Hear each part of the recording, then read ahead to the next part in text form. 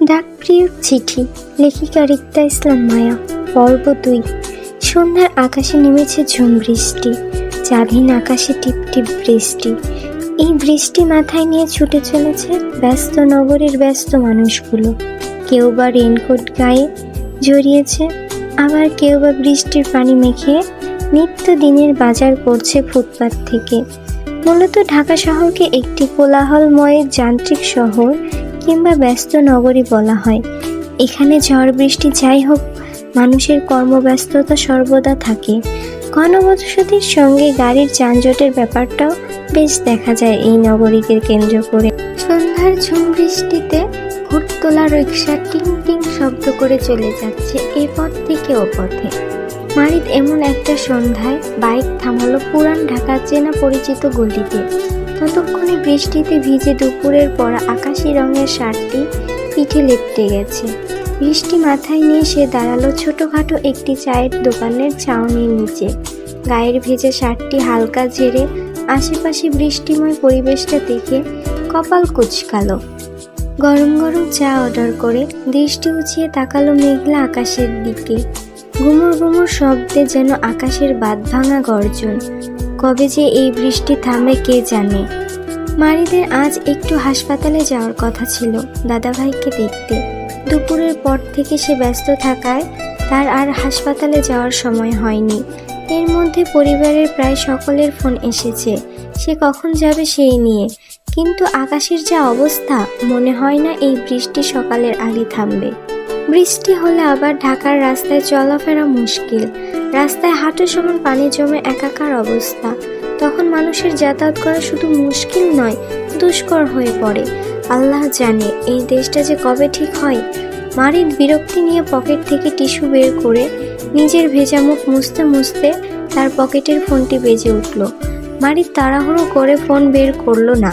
সে জানে এই অসময়ে তার পরিবার থেকেই কলটা আসবে, তাই সে ফোন রিসিভ করলো না। বরং অবহেলায় কল বাজতে বাজতে একসময় বন্ধ হয়ে গেল। ততক্ষণে দোকানি লোকটা মারিদের হাতে চায়ের কাপটি এগিয়ে দিতে সে হাত বাড়িয়ে কাপটি হাতে নিল। ঠিক তখন আবারও তার পকেটে ফোনটি বেজে উঠল। পরপর দুবার রিং হতে মারিদ এক হাতে মাটির কাপটি চেপে অপর হাতে পকেট থেকে ফোন বের করে দেখতে পেল রিফাতের নামটি ভাসছে তার ফোনের স্ক্রিনে। মারিদ ফোনে ব্লুটুথ কানেক্ট করে ফোনটি আবার পকেটে ঢোকাতে ঢোকাতে কল রিসিভ করে বলল, বল। বল মানে? কই তুই? পুরান ঢাকায় আছি। ওইখানে কি করস? এসেছিলাম একটা কাজে, তুই বল। আমি কি বলবো? তোর না হাসপাতালে আসার কথা ছিল, এখনো আসলি না কেন? বৃষ্টিতে আটকা পড়েছি। বৃষ্টি থামলে সরাসরি হাসপাতালেই যাব। বৃষ্টিতে আটকা পড়েছিস মানে? তোর গাড়ি কই? গাড়ি নিয়ে আসিনি, বাইকে এসেছি। গাড়ি ছেড়ে হঠাৎ বাইক কেন? মেয়েলি চক্কর নাকি মামা? প্রেমিকা সঙ্গে আছে? তোর মাথা। ফোন রাখ। কানে ব্লুটুথ চেপে রিফাতের কলটি তৎক্ষণাৎ কেটে দিতে কয়েক সেকেন্ডের মাঝে পুনরায় ফোনটি একই দমে বেজে ওঠায় মারিদ খানিকটা বিরক্ত হলো। পকেট থেকে ফোন না বের করে চায়ের কাপে চুমুক দিতে দিতে কানের ব্লুটুথ চেপে কলটি রিসিভ করলো। পুনরায় রিফাত কল করেছে ভেবে মারিদ সেভাবে বলল, বল। আসসালামু আলাইকুম। মেয়েলি রিনরিনে কণ্ঠের সালাম শুনে মারিদ কপাল কুঁচকালো। চায়ের কাপে চুমুক দিতে দিতে সালামের উত্তর দিয়ে বলল, ওয়ালাইকুম আসসালাম। কে? এত তাড়াতাড়ি আমাকে ভুলে গেলেন ব্যবসায়িক সাহেব? আমি ব্যবসায়িক, আপনি কিভাবে জানেন? আবার ভুলে গেলেন? দুপুরে তো আপনি নিজেই বলেছিলেন আপনি ব্যবসায়িক মানুষ হিসেবে বেশ পাকা, মনে নেই? ও। মারিদকে উর্দাস গলায় উত্তর করতে দেখে ফোনের ওপাশের মেয়েটি মারিদকে শুধালো, কি মন খারাপ? না। ফোনে ঝুমঝুম বৃষ্টির শব্দ পেয়ে মেয়েটি আবারও মারিদকে প্রশ্ন করে বলল, বৃষ্টি হচ্ছে? বৃষ্টি পছন্দ না? না। কোথায় আছেন? একটা দোকানের ছাউনির নিচে। তাহলে বৃষ্টিতে দাঁড়িয়ে থাকতে বিরক্ত হচ্ছেন নিশ্চয়? মারিদের সম্মতিতে ফোনের ওপাশের মেয়েটি উচ্ছ্বসিত কণ্ঠে বলল, আমি জানি বৃষ্টি সবার জন্য রোমান্টিক নয়, তারপরও বলবো ঝুম বৃষ্টিতে ধোয়া ওড়ানো গরম গরম চা হাতে নিন। গরম চায়ের সঙ্গে ঝুম বৃষ্টি দেখার মজাই আলাদা। আর সঙ্গী হিসেবে যদি আমার মতো একজন কথাপটু মানুষ পান, তাহলে তো কোনো কথাই নেই, 2 মিনিটে আপনার মুড ঘুরে যাবে। সবাই আমাকে বলে আমি নাকি দারুণ কথা বলতে পারি, আমাকে কিন্তু বিশ্বাস করতে পারেন। আমার সঙ্গে আপনি কিন্তু বিরক্ত হবেন না। ফোনের ওপাশের মানুষটি কে মারিদ জানে না, আর না তার জানার আগ্রহ আছে, কিন্তু মেয়েটির গোছানো কথা আর প্রাণোচ্ছল কণ্ঠে যে কারো মন ভালো হয়ে যাওয়ার কথা। প্রথমে মারিদ কথা বলতে বিরক্ত হলেও অদ্ভুতভাবে তারও এখন ভালো লাগছে এই উচ্ছল কণ্ঠের কথাগুলো শুনতে। নীরব সম্মতিতে মারিদ ধোয়া ওড়ানো গরম চায়ের কাপে চুমুক দিতে দিতে তাকালো ঝুম বৃষ্টির দিকে। বৃষ্টির প্রতি তার ভালো লাগা খারাপ লাগা কাজ না করলেও সে এই মুহূর্তে আপাতত বৃষ্টির প্রতি বিরক্ত বোধ করছে না, বরং বৃষ্টির মাঝে সেই উচ্ছল কণ্ঠের মেয়েটির সম্পর্কে জানতে চেয়ে বলল, আমরা কি পরিচিত কেউ মিস? না। তাহলে আমার নাম্বার কোথায় পেলেন?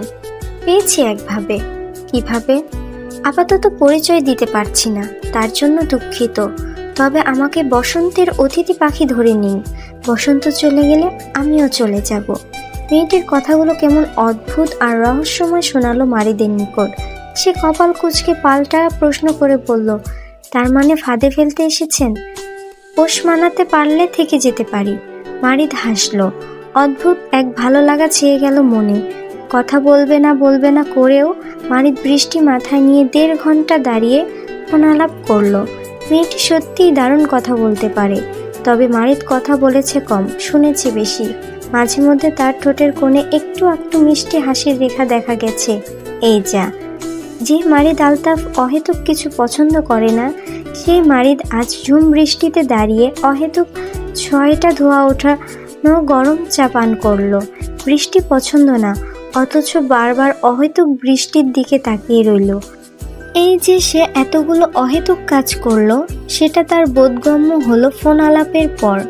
কল কেটে যেতেই মারিদ চায়ের বিল মিটিয়ে বাইক টানলো হাসপাতালের উদ্দেশ্যে। চলন্ত বাইকে তার হঠাৎ ধারণা হলো, সে এতক্ষণ একটা অপরিচিত মেয়ের সঙ্গে এত কথা কেন বলল? কী জন্য? একটা মেয়ে কথা বলতে চাইলেই তার বলতে হবে? আশ্চর্য! সে মেয়েটির সঙ্গে কথা না বলে বরং কষে একটা ধমক লাগালেই তো মেয়েটি তাকে আর নেক্সট টাইম কল করার সাহস পেত না। মারিদ নিজের কাজে নিজেই বিরক্ত। চলন্ত বাইক চালিয়ে ভাবল, নেক্সট টাইম মেয়েটি ফোন করলে সে ধরবে না, আর যদি কল রিসিভও করে তাহলে অপরিচিত মেয়েটিকে জোর গলায় ধমক লাগাবে, অহেতুক তাকে ফোন করে ডিস্টার্ব না করতে সেটাও বলবে। মারিদ চিন্তা করলো এক, অথচ সে কাজে করলো আরেক। দেখা গেল যখনই মেয়েটি কল তার ফোনে আসতো, সে না চাইতেও কেমন করে জানি সেই কল রিসিভ করে কথা বলতো। মূলত মেয়েটির কথায় অদ্ভুত জাদু আছে, যা মুহূর্তেই মারিদের মন ভালো করতে সক্ষম। প্রথমে অল্প অল্প ফোন আলাপে দুজন ক্ষান্ত হলেও মাস গড়াতে দুজনের ফোন আলাপের সময় দীর্ঘ হলো। মিনিট পেরিয়ে ঘন্টার ঘন্টা কথা হয়। যে মারিদ ব্যস্ততায় স্বস্তির নিঃশ্বাস ফেলার সময় নেই, সেই মারিদ শত ব্যস্ততার ফাঁকে ফাঁকে কানে ব্লুটুথ লাগিয়ে কথা বলতে দেখা গেল। যেন অপরিচিত মেয়েটির কণ্ঠে সে দিন দিন আসক্ত হয়ে পড়ছিল। শুধু যে মারিদ ফোন আলাপে আসক্ত হয়ে পড়েছে বিষয়টা এমন না, অপর পাশের মানুষটিরও মাঝে সে ব্যাকুলতা দেখা গেল দিনকে দিন। 3 মাস পর রাত প্রায় 2:40, অন্ধকার আকাশে অসংখ্য তারার মেলা। মারিদ বাড়ির ছাদে দাঁড়িয়ে ফোন আলাপে মজে। ঢাকা গুলশান 2 নম্বর সেক্টরে তাদের বাড়ি। আবাসিক এলাকা হওয়ায় বেশ শান্ত পরিবেশ। রাস্তার মোড়ে মোড়ে ল্যাম্পপোস্টের হলুদ আলো চোখে পড়ে, আর শিল্পপতিদের বসবাস, সেজন্য এখানকার পরিবেশও বেশ শান্ত ঢাকার অন্যান্য অঞ্চল থেকে। মারিদ নিস্তব্ধ পরিবেশটা দেখতে দেখতে ভেজা চুলে হাত বোলালো। মাত্র গোসল সেরেছে সে, গায়ে কালো ট্রাউজারের সাথে সাদা টি শার্ট পরেছে। শক্তপোক্ত বলিষ্ঠ দেহে সাদা টি শার্টটি যেন শরীর কামড়ে রয়েছে। মারিদের সারাদিনের ব্যস্ততা শেষে বাসায় ফিরেছে রাত 1টার পর। এত রাতে না ঘুমিয়ে গোসল করে ছাদে উঠেছে ফোন আলাপ করতে। রাত যতই হোক ফোন আলাপ না করলে ঘুম হয় না তার। সারাদিনের ব্যস্ততার পর একটু ফোন আলাপ করে ঘুমাতে পারলে যেন শান্তি লাগে, নয়তো মন ছটফটে অস্বস্তিতে সারা রাত ঘুম হয় না তার।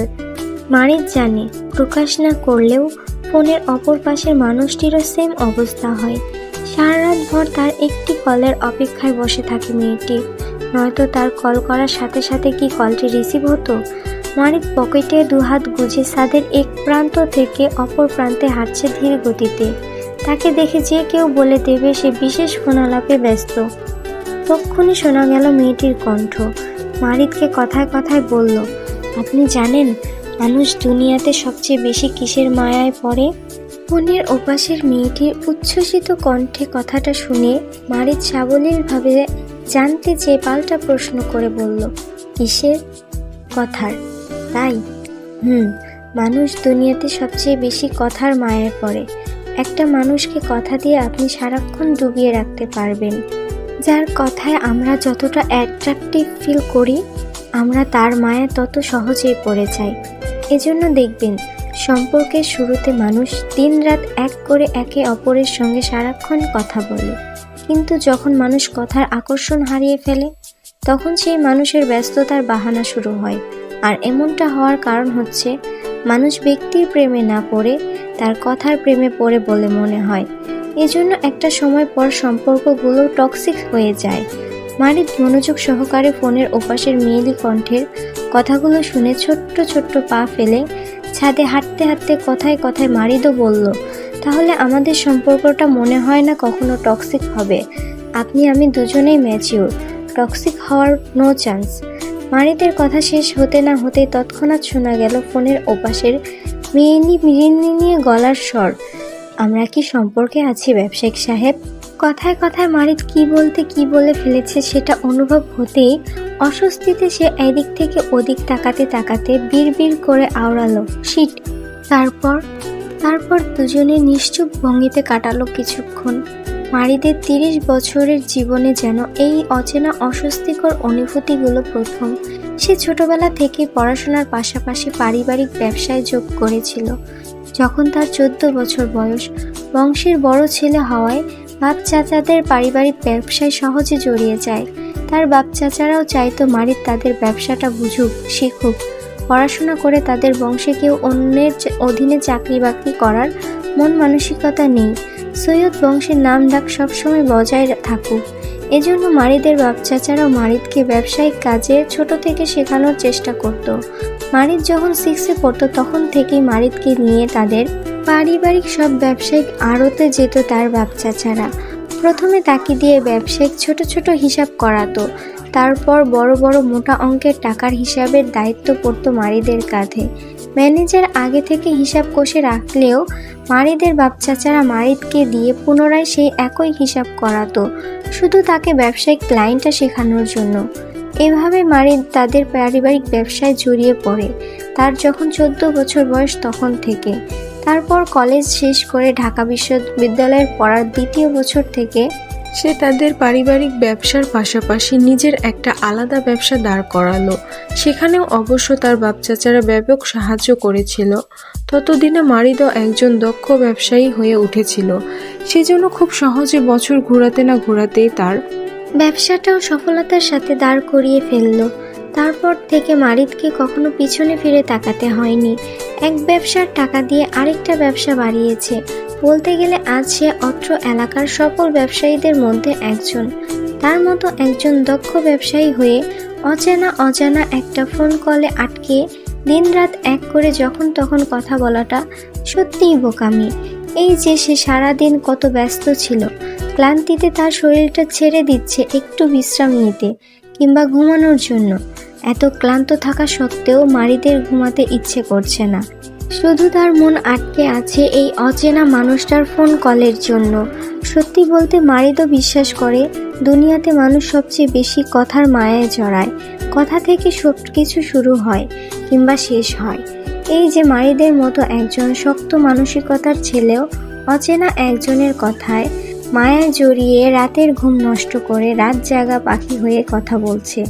অথচ সকাল 7টার দিকেই তার কনস্ট্রাকশনের সাইটে যেতে হবে কাজের গতি দেখতে। বছর খানিক সময় হলো সে রিয়েল এস্টেটের ব্যবসা শুরু করেছে।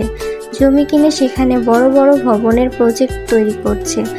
ভবন নির্মাণের শেষে সেগুলো ফ্ল্যাট হিসেবে বিক্রি করবে। কিন্তু বেশ কিছুদিন ধরে তার কানে খবর এসেছে কনস্ট্রাকশন সাইট থেকে রড সিমেন্টের বস্তা চুরি হচ্ছে, আর সেটার তদারকি করতে মারিদের ম্যানেজার সহ পুলিশ নিয়ে যাওয়ার কথা। অথচ মারিদ এত রাত অবধি জেগে আছে, সে সকালে ঠিক সময়ে উঠতে পারবে কিনা তাও জানা নেই। আবার ফোনটা কেটে দিতেও ইচ্ছে করছে না তার। মারিদের মনস্তাত্ত্বিক ভাবনার মাঝেই তক্ষুনি শোনা গেল ফোনের ওপাশের মেয়েরই কণ্ঠস্বর। মেয়েটি বেশ দৃঢ়ভাবে বলতে লাগলো, আপনি আমার দেখা এক চমৎকার ব্যক্তিত্বের পুরুষ ব্যবসায়িক সাহেব। আমার চোখে সব পুরুষ চমৎকার ব্যক্তিত্বের নয়, কিছু পুরুষকে আমি ভীষণ ঘৃণা করি, তবে আপনার জায়গাটা আমার জীবনে অন্যতম। আপনাকে আমি ভীষণ সম্মান করি, আমার জীবনে দ্বিতীয় শ্রেষ্ঠতম পুরুষ আপনি। মেয়েটির কথায় মারিদ কৌতূহল নিয়ে জানতে চেয়ে বলল, আর প্রথমটা কে? আমার বাবা। কোনো মেয়ের জীবনে তার বাবার পরের স্থান নেওয়াটা সহজ ব্যাপার নয়। সব মেয়েরাই তার বাবার রাজকন্যা হয়। একজন বাবা তার মেয়েকে যতটা আদর আর সম্মানে রাখে, সেই হয়তো দ্বিতীয় কোনো পুরুষ পারে না। আর যে পুরুষগুলো সেটা করতে পারে, তখন মারিদের মতো করে তাদেরকেও হয়তো ঠিক এই একই আসনে বসানো হয়, শ্রেষ্ঠ পুরুষের জায়গায়। মারিদ কথাগুলো শুনে বেশ কিছুক্ষণ নিশ্চুপ থেকে ধীর স্থিরভাবে বলল, এত সম্মান যে দিচ্ছেন, পরে হারিয়ে যাবেন না তো? আপনি রেখে দিতে পারলে আমি থেকে যেতে পারি। আমি কিন্তু খুব জেদি মানুষ, ভেবেচিন্তে উত্তর দিয়েন। আমি রেখে দিলে ছেড়ে যাওয়ার অপশন পাবেন না কিন্তু। ভয় দেখাচ্ছেন? সত্যিটা জানাচ্ছি। আমাকে দেখতে সহজ সরল দেখালেও আমি কিন্তু হারামি টাইপের মানুষ। আমাকে কেউ 1 আঙ্গুল দেখালে আমি তাকে 10 আঙ্গুল দেখাই। আপনি যদি ভাবেন আমাকে পাগল বানিয়ে বসন্তের অতিথি পাখি হয়ে হারিয়ে যাবেন, তাহলে বলবো আপনি ভুল ধারণা নিয়ে আছেন। আমি তুলসী পাতা নই, তামাক পাতা। আমাকে যত জ্বালাবেন তত আপনি নিজেও পড়বেন মিস। মারিদের কথায় মেয়েলি কণ্ঠে রিনরিনিয়ে হাসির শব্দ শোনা গেল। মেয়েটি মজার ছলে বলল, আপনাকে জ্বালানোর জন্য হলেও একবার হারিয়ে যেতে হবে দেখছি। মেয়েটির কথাগুলো কেমন পছন্দ হলো না মারিদের।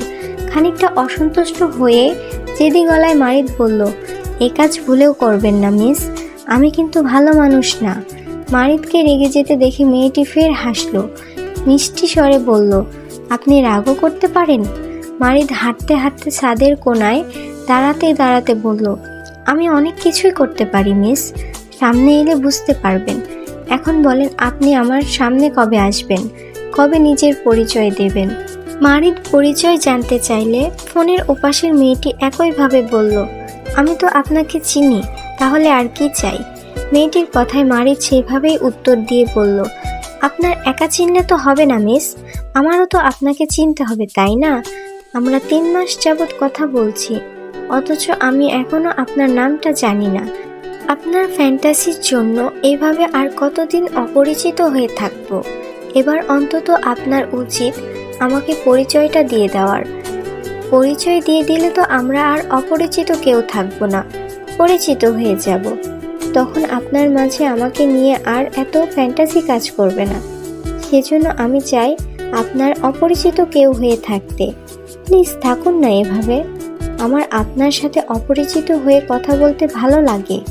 মেয়েটির মিষ্টি স্বরের অনুরোধে মারিদ নরম সুরে আবদার জানিয়ে বলল, তাহলে আপনার আমার জীবনে অপরিচিত হয়ে থাকার সময়সীমা বেঁধে দিন মিস। আমার ধৈর্য মনে হয় দিন। আজকাল আমার ভাবনা জুড়ে আপনার বিচরণ হয়, তাই আমি চাচ্ছি আমরা পরিচিত হতে। সম্পর্কে ফ্যান্টাসি কমে গেলেও কিন্তু সম্পর্কে সুন্দর একটা নাম থাকবে মিস। মারিদের কথায় মেয়েটিও তৎক্ষণাৎ সম্মতি জানিয়ে বলল, ঠিক আছে, তাহলে খুব শীঘ্রই আমরা পরিচিত হব।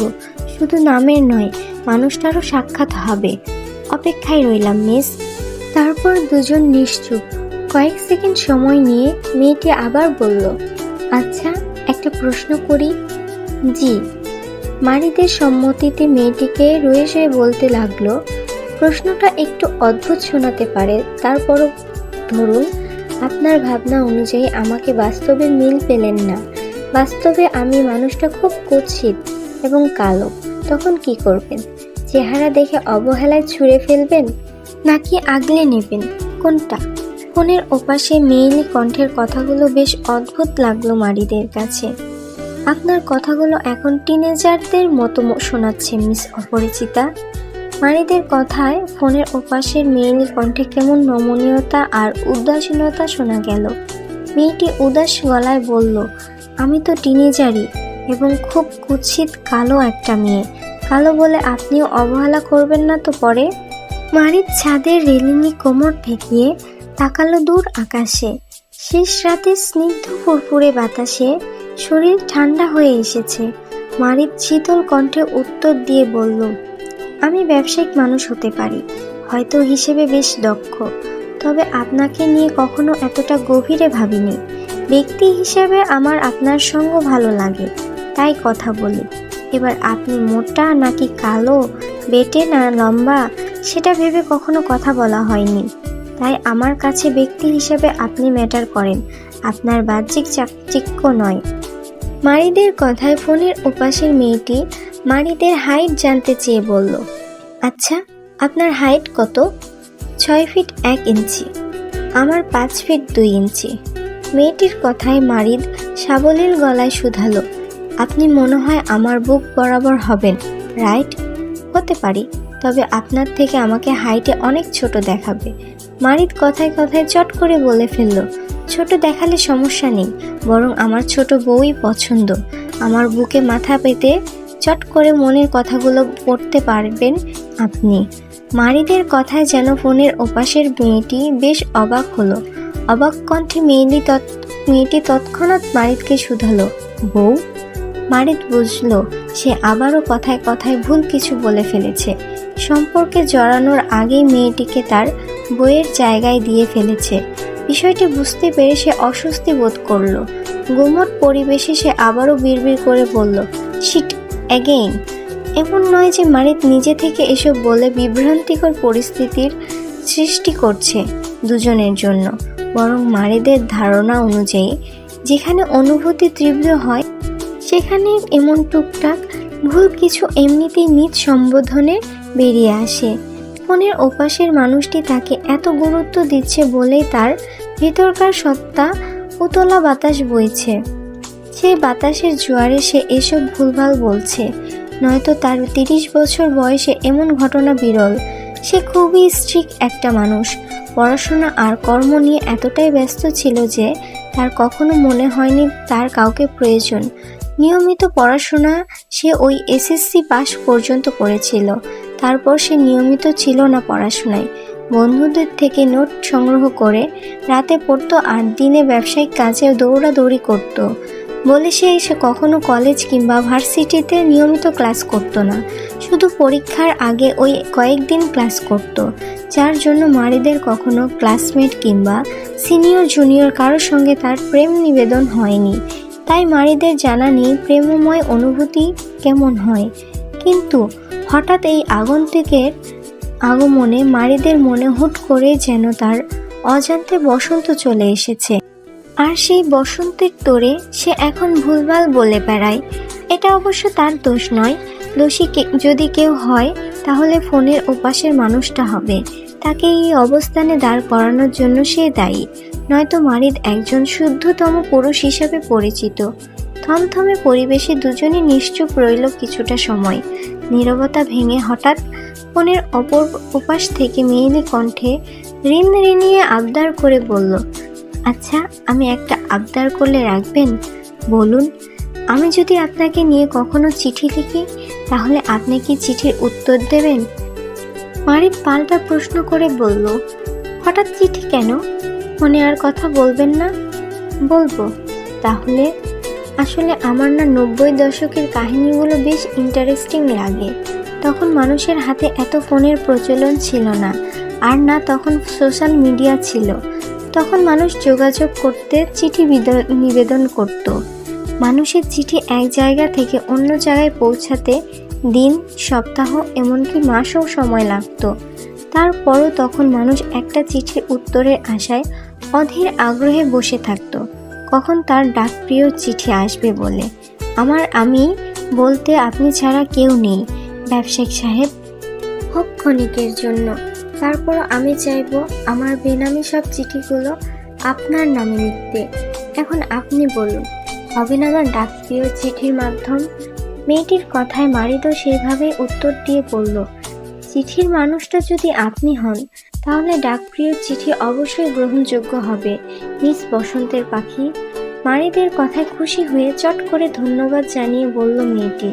ধন্যবাদ কেন? আমার ডাকপ্রিয় হওয়ার জন্য। সেটা তো অবশ্যই।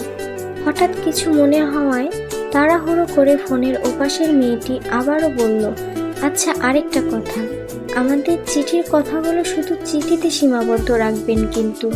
চিঠির কোনো কথা আপনি ফোনে বলতে পারবেন না। যদি বলেন তাহলে চিঠি লিখে মজা পাবো না আমি। তাই চিঠির কথাগুলো শুধু চিঠিতে থাকবে আর ফোনের কথা ফোনে। দুটো বিষয় কখনো একত্র করবেন না, মনে থাকবে? জি মহারানী, যথা আজ্ঞা। তা আপনার চিঠি পাচ্ছি কবে? আমার কোন ঠিকানায় চিঠি পাঠাবেন? মেয়েটি সুন্দর হেসে বেশ স্বতঃস্ফূর্তার সাথে মারিদকে জানালো, পাঠাবো কোনো একদিন, কোনো একভাবে ঠিক পৌঁছে যাবে চিঠি আপনার কাছে, মিলিয়ে নিয়েন। মেয়েটির কথায় মারিদও সেইভাবে দুষ্টু স্বরে বলল, হ্যান্ডরাইটিং সুন্দর না হলে আমি কিন্তু চিঠির উত্তর দেব না মিস বসন্তের পাখি। ঘোড়ার ডিম। তারপর দুজনের হাসির শব্দ শোনা গেল। শেষ রাতে শীতল বাতাসের তোড়ে ভেসে বেড়ালো নতুন প্রেমের গন্ধ।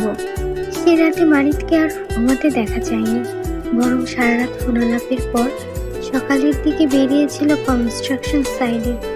চলবে। ভিডিওটি ভালো লাগলে সাবস্ক্রাইব করে পাশে থাকবেন।